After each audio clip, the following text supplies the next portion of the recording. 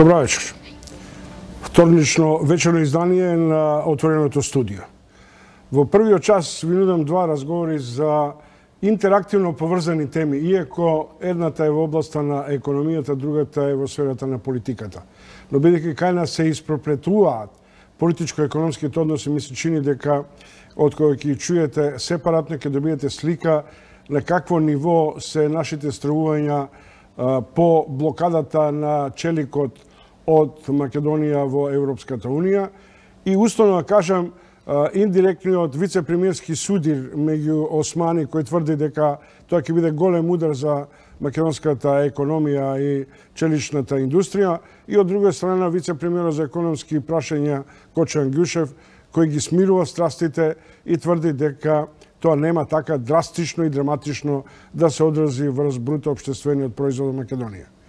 Вториот сегмент е политика, но таа произлегува исто така од налетот на ВМРО ДПМН откако го почувствува негативниот тренд на овогодишните економски резултати со напад кој има политичка конотација.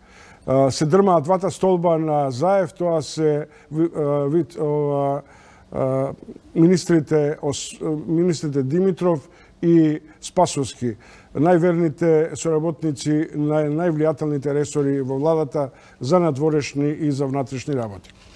Во студиото ќе биде Игор Јанушев, генсекот на ВМРО ДПМН, кој ќе опрашаме кој ќе биде и претседателскиот кандидат на партијата, која прва започнува со формалната номинација на кандидатите од 11 јануари. Најпрви и се разбира на крај, доколку бидете трпеливи, а мислам дека треба да бидат трпеливи особено нашите земјоделци во така речениот директен контакт, ТВ диалог меѓу министерот за аграр Љупчо Николовски и нивните очекувања. Дали овогодишните и идните субвенции ќе стигнат на нивна сметка, колку и на каков начин тие се подготвени парите од владата да ги вложат во својот натамошен развој на аграрната индустрија и се разбира најмногу тоа што ги интересира земјоделците, дали и кога ќе стигнат и овогодишните субвенции на нивните сметки. Добро вечер за професор Кочовски. Митко, ние долго време се знаеме и мислам дека вие имате еден перфектен сочен јазик од типот кога се работи за големи бројки, тоа да го прикажете на еден прилично едноставен начин. На прв поглед, сакам јасно да ни стане јасно. Го очекувавте ли овој удар на Европската Унија, откако беше известно најмалку 6-7 месеци дека економската војна која почнува меѓу гигантите, економските гиганти Кина, САД, која ги воведува блокадите и Европската Унија, дека тоа ќе се сведе, како велат, на штета на најмалите. Дали ги прогнозирате, дали бевте свесни дека тоа може да доведе до стоп за дел од натамошниот раст на македонската челична индустрија? Вака, уште кога Соединетите Американски држави, Department of Commerce, нивниот воведе висока царинска заштита спротивно на сите принципи на либерализација на меѓународниот економски токови, кои што имаат за цел фактички да прошират пазарите и на тој начин да овозможат услови за економска експанзија и благосостојба на целиот свет. Надвор од сите тие принципи, Европа воведе контрамерки. Ние очекувавме, да не речам и јас лично очекував дека тоа нема да остане од страна на Европа без соодветна реакција и Европа воведе количински ограничувања како времена мерка во трајање од 6-7 месеци, од јули до февруари нареднава година, значи тие времени мерки се уште на сила, а веќе пред неколку дена со вербална нота ги соопшти нивните планови за ограничување на увозот на челик од земји, од трети земји за наредните 3 години. Прилично долг период, прилично што внесе... Кај сме ние, во која квота на европски земји сме, што може толку драматично да не загрози со оглед на тоа дека Украина и овие другите Кореја имаат баснословни производства на илјадници тони челик кои македонската челична индустрија ќе ја поклопи на одреден начин. Колку од вкупното ниво на производството на челик и челични конструкции ќе бидат на одреден начин замрзнати за раст во наредните 3 години? Се прашање од повеќе прашања. Значи, првин, постојат два типа на количински ограничувања.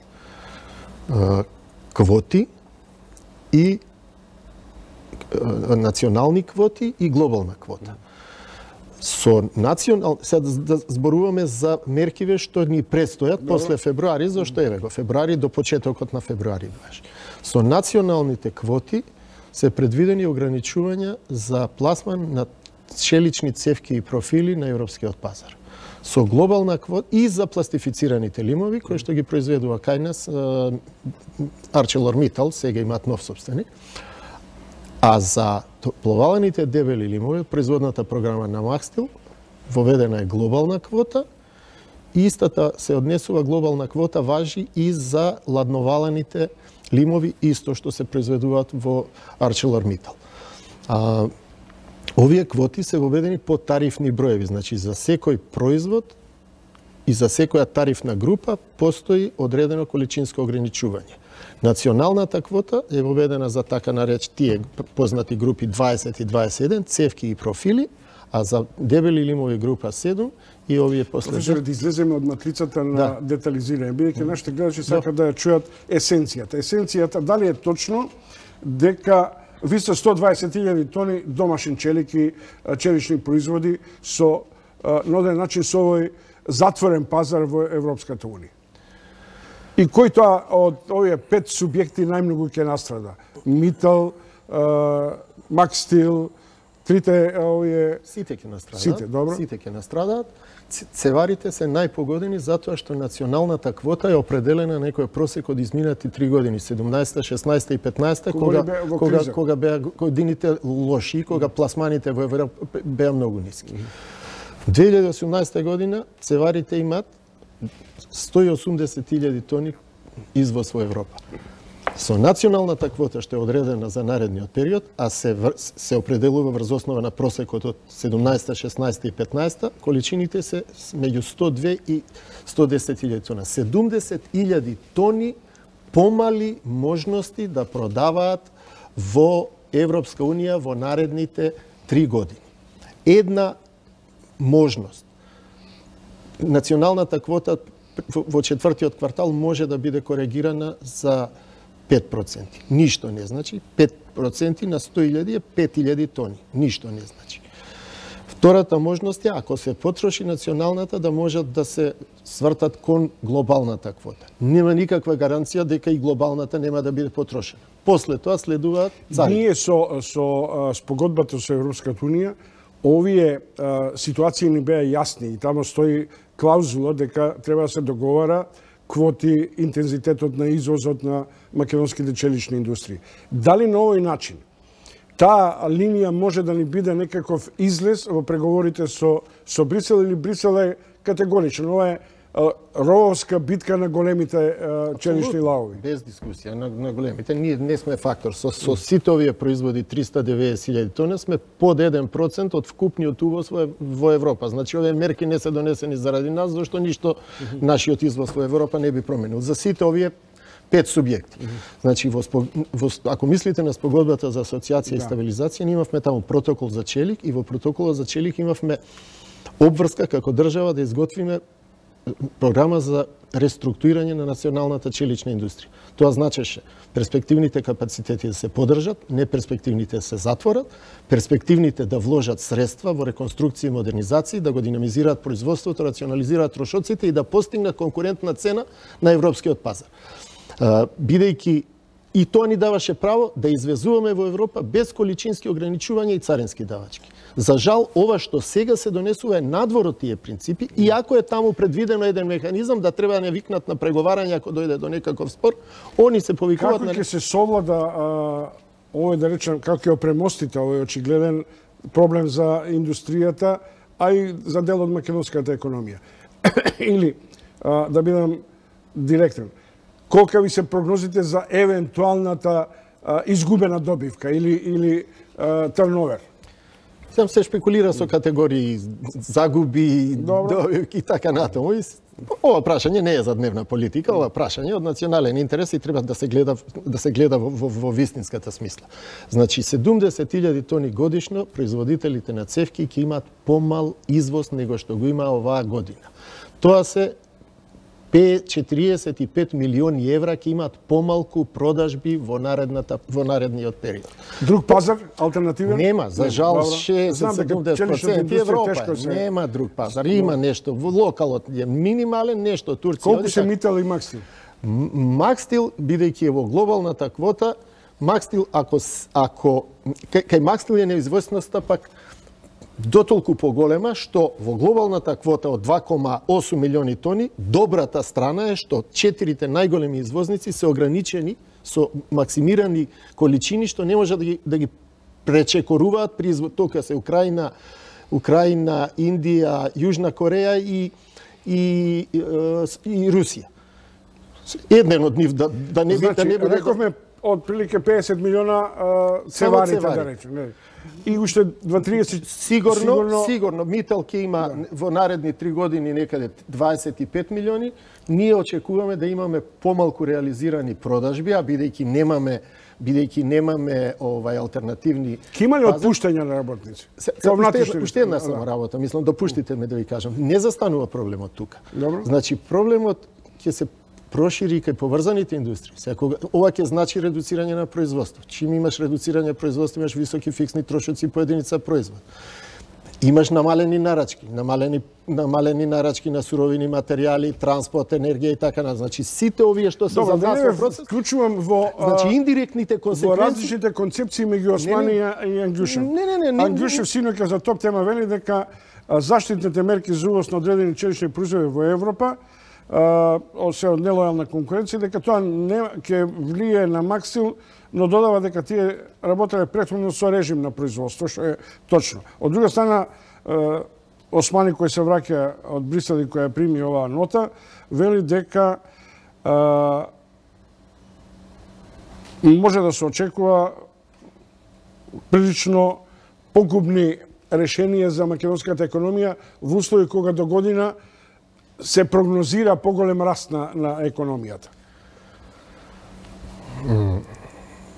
Други решенија нема. Овие решенија ги донесува DigiTrade, значи тоа е директоратот за трговија, и во тие решенија се предвидени количински ограничувања. Таму не уважуваат политички мотиви, важност за предпристапниот процес, економска реформа, тоа нив не ги интересира. Нив ги интересира трговските интереси. Во трговските интереси тие ги ограничуваат количините за да ги заштитат интересите на нивните компании. Нив ги штити Юрофер, тоа е конфедерација која е многу моќна. Оставете ги детајите. Дали се плашите од димензијата да ја вклучите владата подиректно и поактивно во евентуалното согледување и можни санирање на последиците од оваа блокада на ЕУ? Во односите со ЕУ, работиве се отидени прилично далеко и овие мерки за наредни 3 години ќе бидат усвоени. Тоа што е во вербалната нота содржано, најверојатно ќе биде, останува уште малку простор во овој месец ако нешто може да се промени. За понатамушните последици од економските консеквенции на овој проблем, како намалено производство, неконтинуирано производство, високи трошоци и така натаму, ако на тоа мислите, не знам јас колку има владата капацитет, 100 милиони евра изгубена добивка на било кој начин да може да ја компензира или...